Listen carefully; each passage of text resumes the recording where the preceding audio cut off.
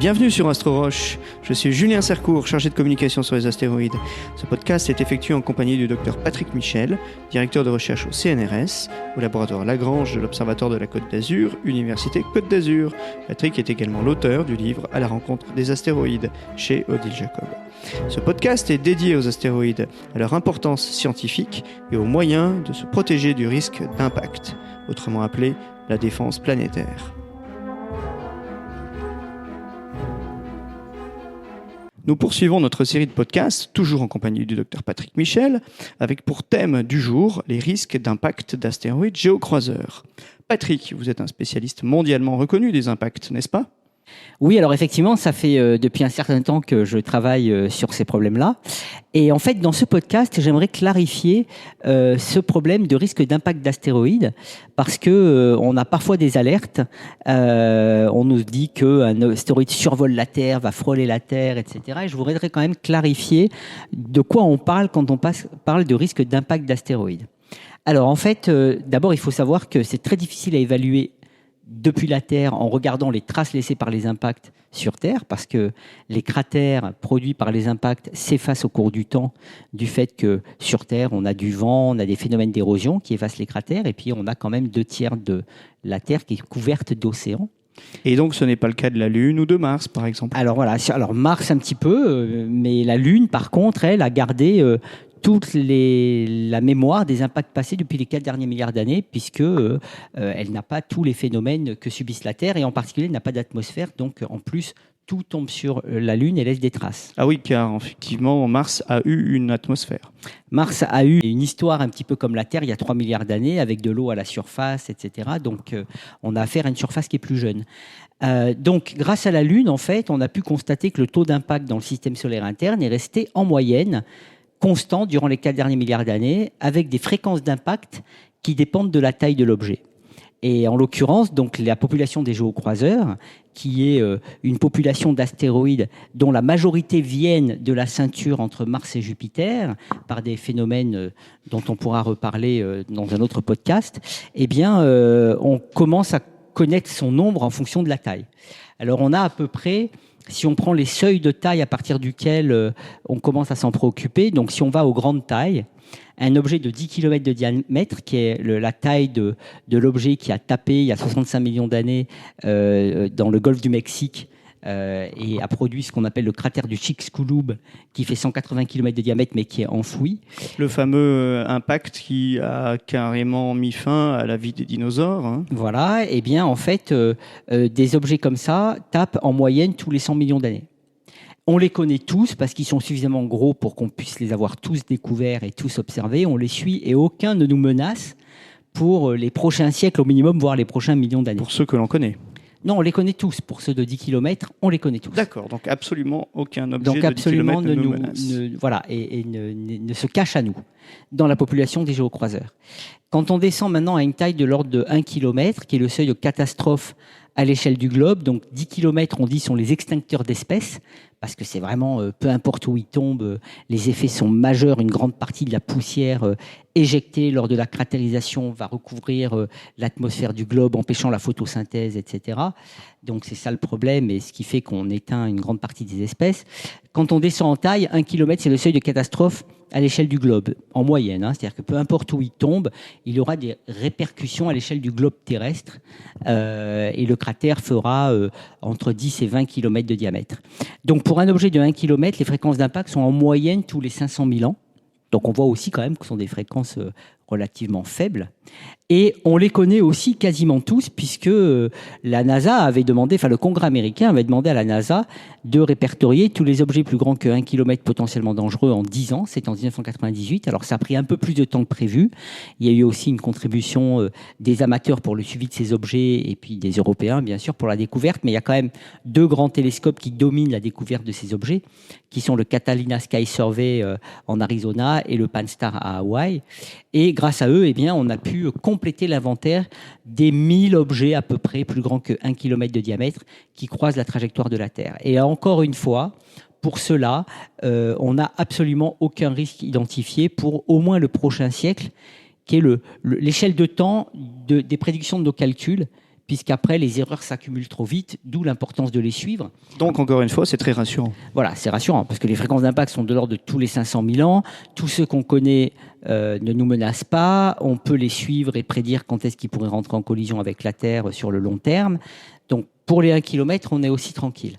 Maintenant, on va descendre à nouveau en taille et on va arriver au seuil qu'on a fixé à 140 mètres de diamètre, qui est le seuil de catastrophe à l'échelle d'une région, voire d'un pays, selon la vitesse d'impact, la densité de l'objet. Et là, on n'en connaît que 40% sur les 20 et quelques milliers, qui est le nombre total qu'on estime de cette population. Et les fréquences d'impact sont de l'ordre de 10-15 000 ans. Donc encore une fois, ce sont des fréquences d'impact très faibles par rapport à la durée de vie d'un individu. Bien sûr, il y a 10-15 000 ans, on n'avait même pas l'idée qu'un jour on aurait une agence spatiale. Voilà, exactement. Mais ce sont des fréquences d'impact moyennes. Donc c'est pas parce que ça serait arrivé il y a 15 000 ans que ça doit se reproduire 15 000 ans après. Ça peut se reproduire avant ou plus tard. C'est comme les probabilités de gagner au loto. Et c'est là que du coup, on est quand même intéressé à les découvrir tous pour s'assurer qu'en dépit des fréquences faibles, on n'en a pas un qui pourrait nous arriver dessus plus tôt que plus tard, même si en termes de risque statistique, c'est un risque qui est moins élevé que des tas de morts qui peuvent nous attendre au coin de la rue. Donc la bonne nouvelle, c'est que la NASA va envoyer une sonde qui s'appelle NEO Surveyor en 2028, qui devrait faire l'inventaire de tous ces objets en 10 ans depuis l'espace. Et donc ça veut dire que d'ici 2040, y compris pour les objets de 140 mètres, on devrait les connaître tous, avoir une bonne évaluation de la menace à court terme et surtout à long terme, ce qui nous permettrait d'anticiper si jamais un objet... un suivi du coup. Qui nous permettra un suivi et d'anticiper si jamais un objet nous arrive dessus suffisamment à l'avance pour pouvoir envoyer une méthode de déviation. Donc ça, c'est quand même une très bonne nouvelle, c'est qu'on devrait avoir une bonne connaissance de la menace et du risque à court et moyen terme d'ici les 2 décennies qui viennent, sachant qu'entre-temps, il est extrêmement improbable, le risque n'est jamais nul, mais extrêmement improbable qu'un objet soit en train de nous arriver dessus. Et qu'en est-il des objets qui sont nettement inférieurs à 140 mètres de diamètre ? Alors là, c'est un risque avec lequel il faut vivre, parce que pour le coup, détecter les objets plus grands que 140 mètres, c'est faisable avec des moyens qu'on est capable de mettre en œuvre. La preuve, on va envoyer une mission spatiale pour le faire et ça n'a pas nécessité de lever des énormes verrous technologiques. Par contre, si on veut atteindre des objets plus petits, qui sont beaucoup plus nombreux, puisque le nombre d'objets augmente drastiquement avec la diminution de la taille, et en plus leur luminosité est beaucoup plus faible, là il faut des moyens qui commencent à devenir un peu déraisonnables par rapport au risque encouru, parce que même s'ils rentrent en collision avec la Terre plus souvent, puisqu'ils sont plus nombreux, ils font des dégâts très locaux. Or, la Terre est en majeure partie faite d'océans et de déserts, donc statistiquement, la probabilité qu'un objet qui fait des dégâts locaux le fasse là où il y a des zones habitées reste faible. Alors c'est arrivé, on a eu en Russie en 2013, le 15 février, un météore qui a explosé à 27 km dans l'atmosphère. Quelle était sa taille ? D'à peu près 20 mètres de diamètre. Ah oui, c'est nettement plus petit que les objets de 140 mètres. Ah oui, et là en plus, il arrivait depuis la direction du Soleil, donc impossible de le découvrir avant. Il a explosé avec une énergie de l'ordre de 35 bombes d'Hiroshima. Ça a créé 1000 blessés parce que les gens sont allés aux fenêtres voir la lumière et quand il a explosé, ils sont pris les bris de verre dans les yeux. Mais il faut savoir que ce genre d'explosion se déroule en moyenne tous les siècles. Et c'est la première fois que ça arrivait au-dessus d'une zone habitée. Donc et ça arrivait en Sibérie, qui est un désert. Hein. Voilà, c'est ça. Donc en général, ça arrive dans des endroits... plus la surface est grande, plus statistiquement, c'est là que ça se passe. Donc on ne peut pas éviter tous les risques, encore une fois. On ne peut pas les écarter tous. Donc c'est bien d'être sensibilisé à ce risque parce que on sait qu'on a un risque très faible, mais qui est là et dont certains scientifiques s'occupent dans le monde entier. Mais je dirais que le niveau de risque est beaucoup moins inquiétant à ce niveau-là que de nombreux autres risques. Très bien. Et en ce qui concerne leur survol, leur entrée dans l'atmosphère, est-ce s'ils rentrent de manière frontale ou est-ce qu'ils rentrent, de manière rasante ? Ça change beaucoup de choses aussi ? Oui, alors ça change beaucoup de choses. Ce qui compte, c'est la géométrie d'arrivée dans l'atmosphère, la densité de l'objet. S'il est métallique, il survivra plus longtemps dans l'atmosphère jusqu'à peut-être atteindre la Terre pour la même taille qu'un objet poreux, fragile, qui lui exploserait dans l'atmosphère à à plus grande distance de la Terre. Donc ça, il y a des tas de paramètres qui font que c'est très difficile de savoir à une certaine taille. Au-delà d'une certaine taille, il tombe. 1 kilomètre, c'est sûr qu'il tombe sur Terre.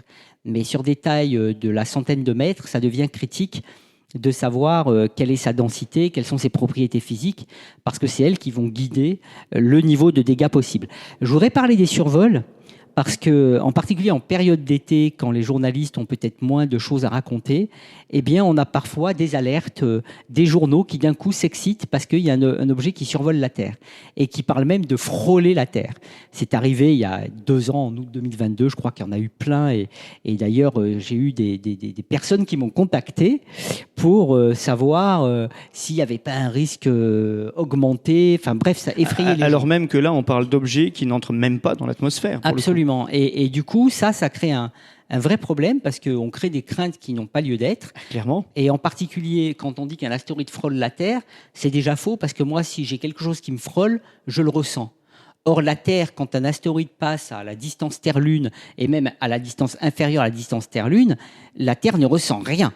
Ce sont des objets qui, même quand ils font 1 kilomètre de diamètre, sont très petits par rapport à la Terre, et ce sont eux, plutôt, qui subissent les effets de la Terre sur leurs propriétés. C'est d'ailleurs pour ça que l'astéroïde Apophis, qui va passer à peine 32 000 km de la Terre le vendredi 13 avril 2029, et qui fait 340 mètres de diamètre, est un moment super excitant pour nous, parce qu'on va pouvoir observer comment les forces de marée terrestre agissent sur ce corps, tandis que lui-même, la Terre, n'en saura rien.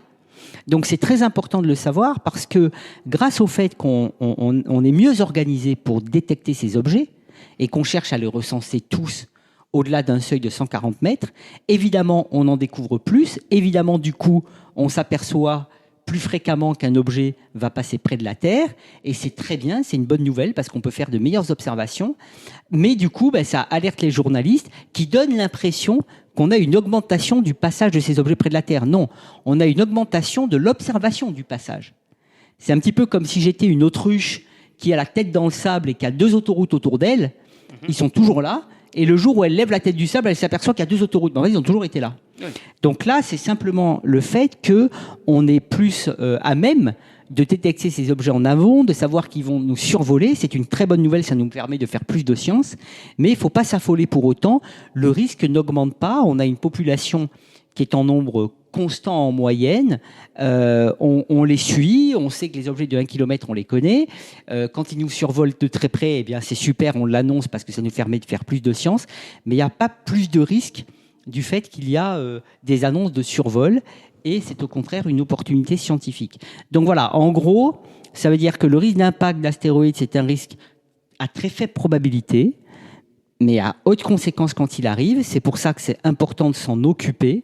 On n'a pas de risque identifié pour les objets connus. Pour la partie non connue, on va bientôt le savoir dans les décennies à venir pour les objets plus grands que 140 mètres grâce à l'inventaire qui va être fait.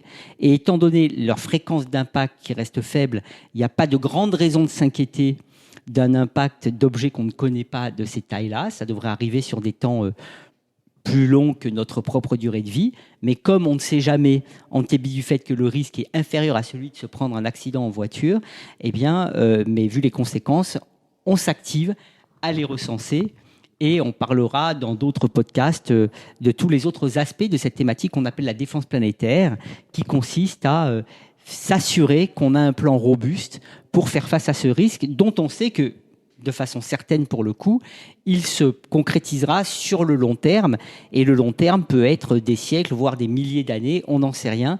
Mais bon, mieux vaut être prêt avant d'en avoir besoin. Docteur Patrick Michel, merci beaucoup de nous avoir rassurés sur le risque d'impact d'astéroïdes, notamment en ce qui concerne la faible fréquence de ces impacts, et aussi du fait que la communauté scientifique dans son ensemble, et ainsi que les agences spatiales, s'en occupent et les gèrent, et nous amènent aussi des projets fabuleux.